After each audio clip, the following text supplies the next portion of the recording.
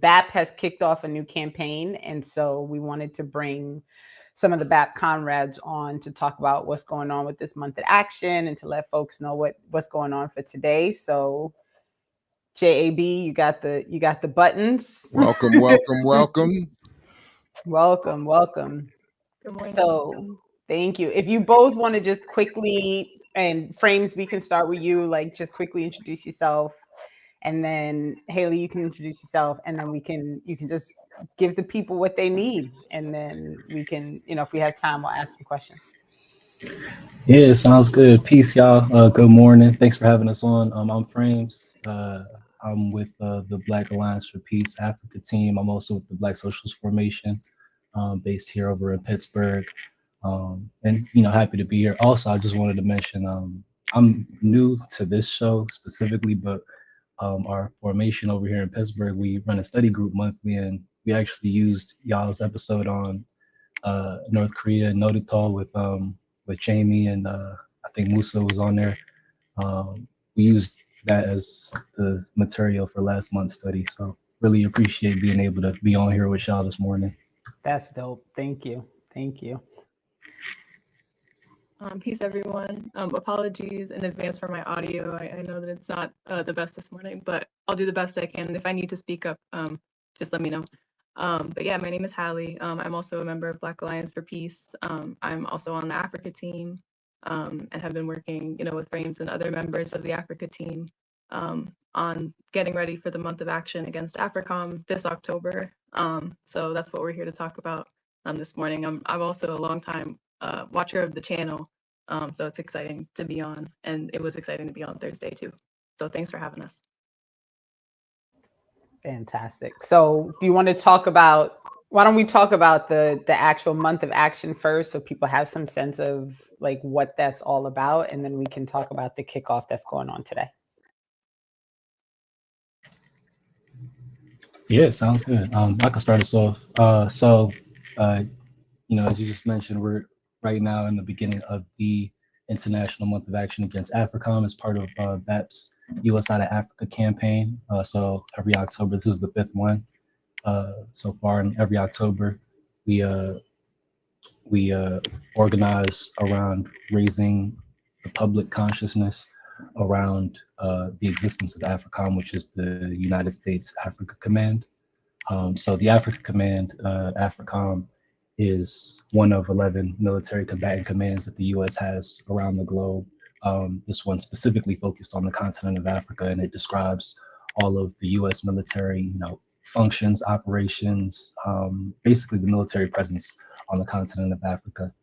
And we focus on AFRICOM because it's through this, the employment of this militarism by the United States, that the U.S. and the rest of the West as well benefits from this. But it's through this that the U.S. is able to maintain a certain level of instability around the continent, and in doing that, continuing and maintaining this dynamic between the U.S. and the West and Africa and African nations, keeping African nations from sovereignty, from self-determination, keeping them militarily dependent on the United States.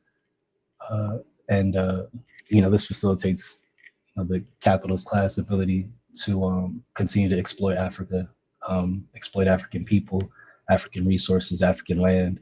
And so, we call for an end to AFRICOM, removal of the U.S. military presence on the continent, because while AFRICOM might claim to be on the continent to support Africa and Africans against threats of, what is often simplified and reduced to terrorism, against threats of Salafist jihadist violence on the continent and other forms of military support.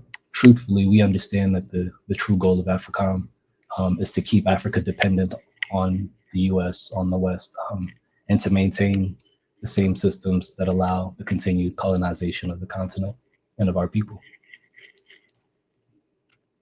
I think Frames raised some really good points there, a few of them. So for one, he was mentioning how, a lot of the time the justification that we hear for, why AFRICOM is necessary is that, it's important or crucial to to combating terrorism on the continent.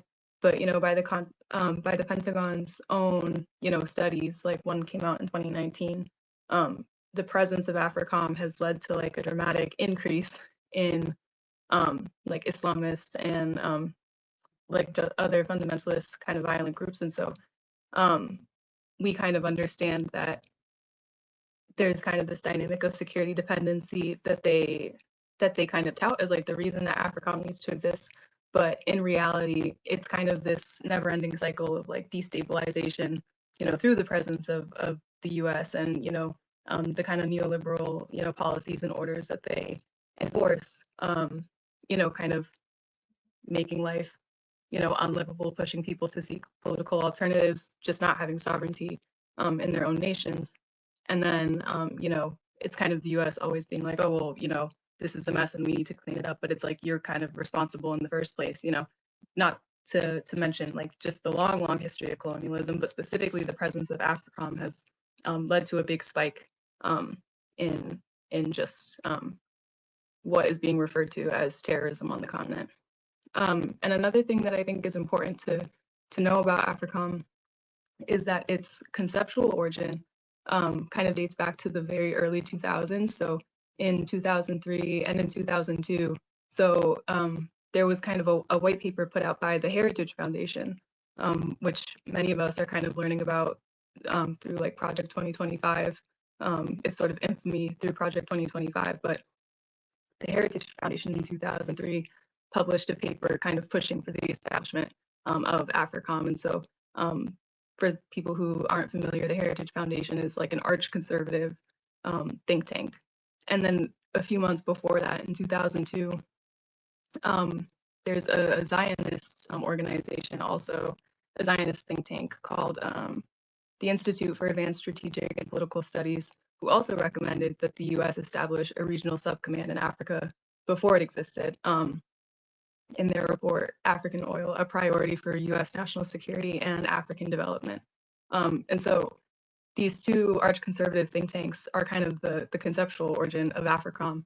And then a few years later in 2007, the DoD kind of came to a decision to actually go ahead and implement that under Bush. And then, it really took off under Obama. So those are the kinds of origins that we're talking about when we're talking about AFRICOM. Thank you. And when we do, because the Newark team now, I think, has always done something during the month of action. So that's a reminder that I need to ping Dennis and find out what we're doing this month. But one of the things I think for me, and I've had Walter Rodney's book, How Europe Underdeveloped Africa, like on a desk for a really long time. And it was in prepping for the month of action that I whipped it out and started like reading. Yep, exactly. See, there we go. I started reading, and there's just so much that gets overlooked whenever we start talking about imperialism and colonialism and this idea that like the West needs to save Africa from itself, right? Like that, like this is this like wild idea that the West has to go in and take over on this massive amount of land with a massive amount of people and tell them all what to do to make sure that they get themselves together when ain't nothing together in the West. It's a hot mess over here. We're like, I can't. But I do encourage folks, if you can, to tap in and, follow what's going on with the month of action. Typically, they're things that are happening in multiple places.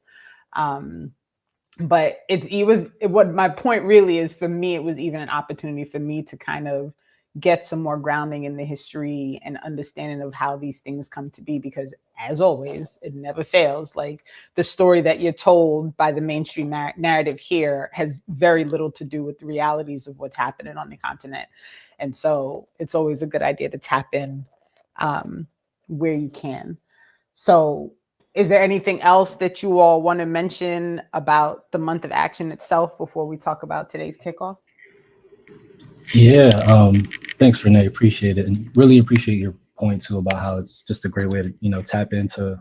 It's really a great idea to tap in to the month of action and as a way of learning more about neocolonialism in general.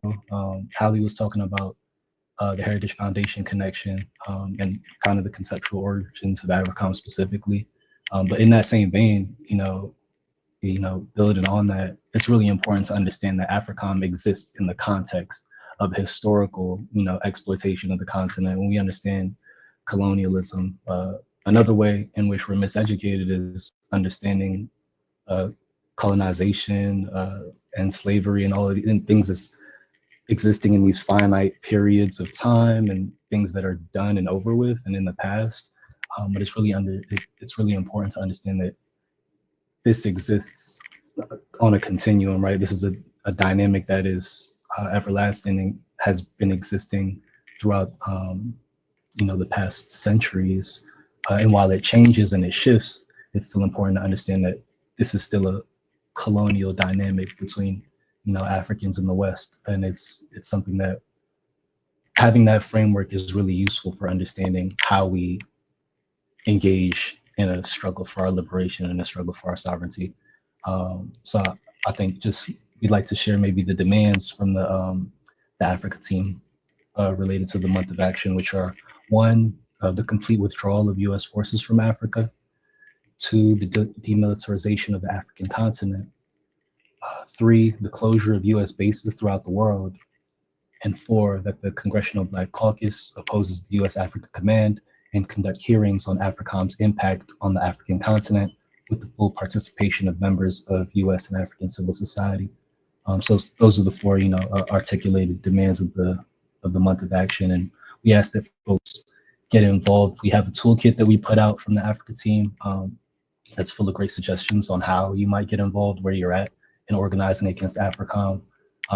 This involves, hosting teach-ins, which, the toolkit has some great guidance around, which was for me also something that helped me learn a lot more on my own. It prompted me to do a lot of study. So, the teaching guide is really useful.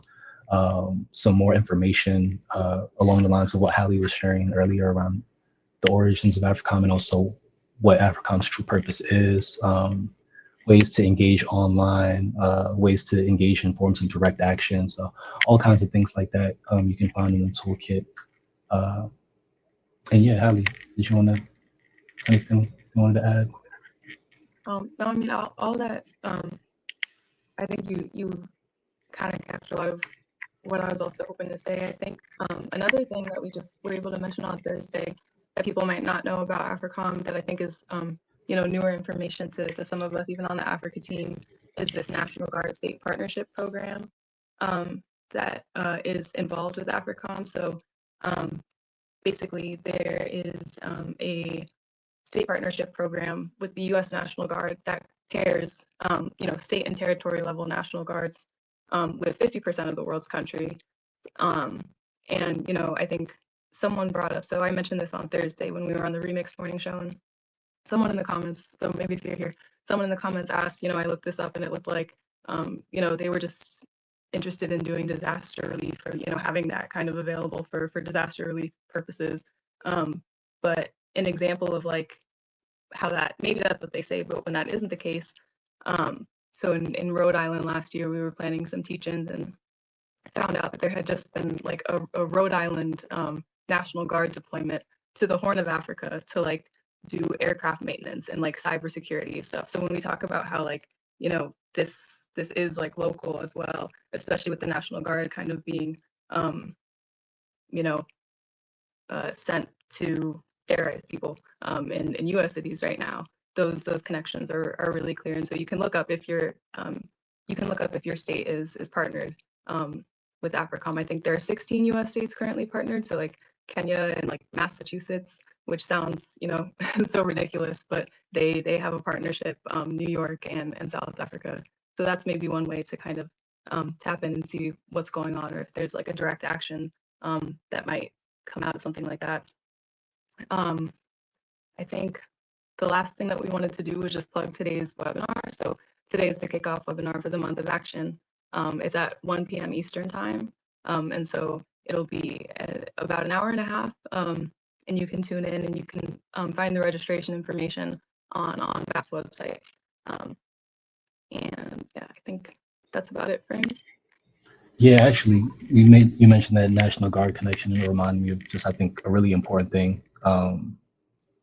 which is just that part of what's really important for us here as Africans, outside the continent right now, wherever we may be around the globe, is that the struggle against AFRICOM, against imperialism, Western imperialism, U.S. imperialism on the continent, is significant to all of us as Africans, no matter where we are, right? Because it's also connected to the way the U.S. weaponizes violence against us, uses its militarization, employs militarization against us, right, to deny us our liberties and our sovereignty here where we stand in our neighborhoods here, right? So you can make a direct connection between AFRICOM, the U.S. military presence on the continent, and police in our own communities here. And, you know, it's a very similar or the same function, a very related function that's being carried out in our neighborhoods. And just like how we mentioned, like we're seeing in recent examples, not just the police, but the National Guard itself, right, being deployed in our communities to police us, to keep us in these conditions that are violent and that keep us exploitable. So just it's really important to make those connections as well when we engage in this month of actions. We are struggling for liberation for Africans all around the globe, wherever we are, and it's important to make those connections and understand it as an internationalist struggle. Personally, I don't see what the big problem is, given that the first leader of AFRICOM is a Morgan State grad. I just feel like, you know, HBCUs, you know what I mean? You know, You always come with that. how can we be complaining about this when a black man led this effort, a Morgan State?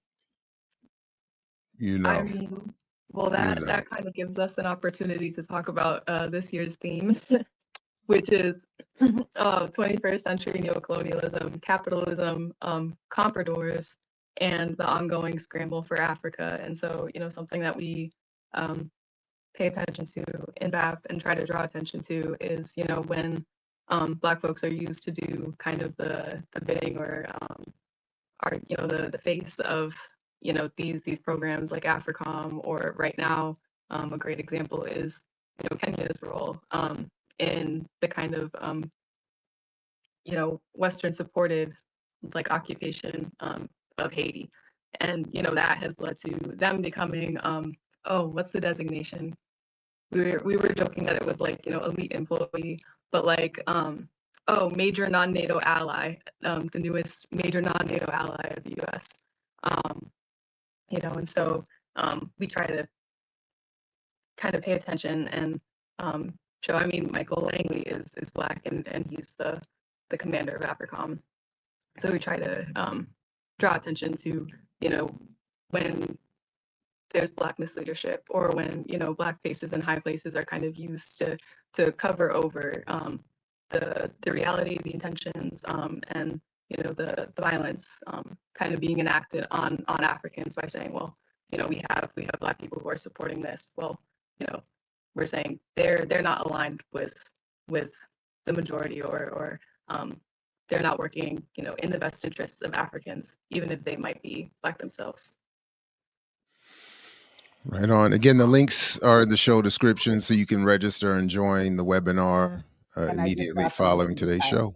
So I just dropped the link in the chat too. So right on. To it. But that's, I mean, thank you, Haley. I understand you actually have to get going because you're in charge of one of these watch parties. I'm going to be tuning in from the car because I'll be driving to Pennsylvania as the watch party is happening. But I do seriously encourage, even if folks can't join the watch parties, can't watch it live at 1, that's why we record these things so that you can circle back and listen to it later. Definitely tap in. Frames, Haley, thank you so much for joining us. Is there anything you want to end with to wrap, or anything? No, not really on my end. Thank you for having us. Like Frame said, check out the toolkit, and if you're interested to plan an action or a teach-in or tune in today. Yeah, thanks for having us. Right on. Thank you for joining us and for the work. Appreciate you.